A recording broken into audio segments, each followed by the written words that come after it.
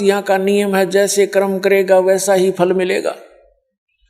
दोनों ही भोगने पड़ते हैं प्राणी को।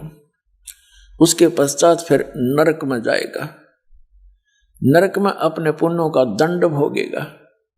उसके उपरांत फिर यहीं पृथ्वी पर आएगा। कुछ ऐसे संस्कार हैं जो उसने पशु योनि, पक्षी योनि यानी 84 लाख योनियों में इनके शरीरों में ही कष्ट उठाकर वो खत्म करने पड़ेंगे। उसके पश्चात फिर कभी टर्न वाइज नंबर आवेगा मनुष्य जीवन का।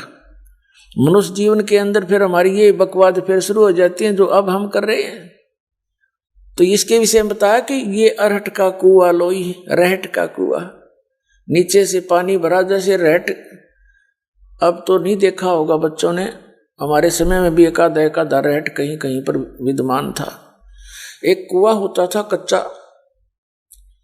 उस कुएं के ऊपर एक ऐसे सपोर्ट दी जाती थी बल्ली की, लकड़ी की, और उनमें एक पुली बांधी जाती थी, पुली, और उस पुली के ऊपर एक चैन लगा दी जाती थी। उस चैन के ऊपर बाल्टियां वेल्ड कर दी जाती थी। उसको समझने के लिए ये चित्र देखिएगा, क्योंकि आध्यात्मिक ज्ञान को समझने के लिए हमें सभी इन प्रमाणों की आवश्यकता है। ये देखिएगा, इस चित्र से आसानी से आप समझ सकोगे।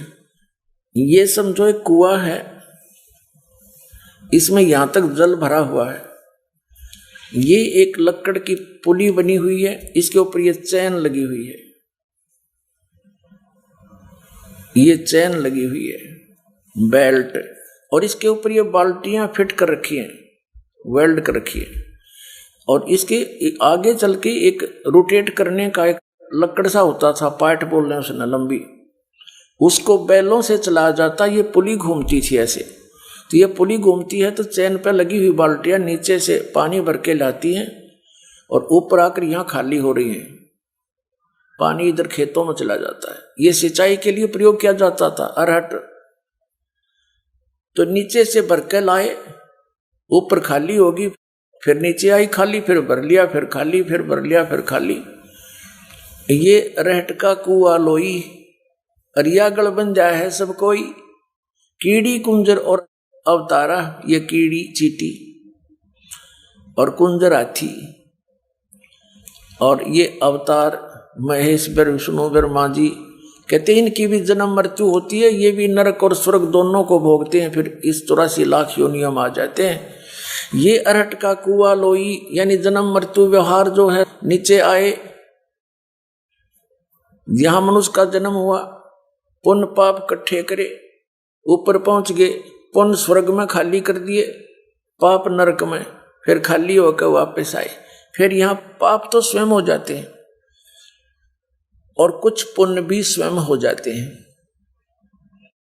जैसे खाना खा रहे हो, स्वाभाविक टूक फेंक दिया कुत्ते को, चींटियों को। जैसे आप आटा बनाते हो, कुछ रोटी, कुछ आटा नीचे गिर गया, उसको बुहार दिया, चींटियों के मुंह पड़ गया। इस तरह का भी आपको स्वयं पुण्य भी हो रहे हैं और पाप घने होते हैं। और पुण्य, विशेष पुण्यों को बनाने के लिए हमने विशेष व्यवस्था करनी पड़ती है।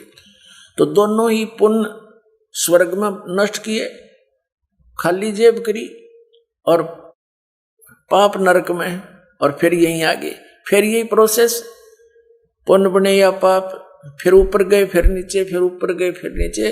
कहते हैं इसका अंत अब हो सकता है।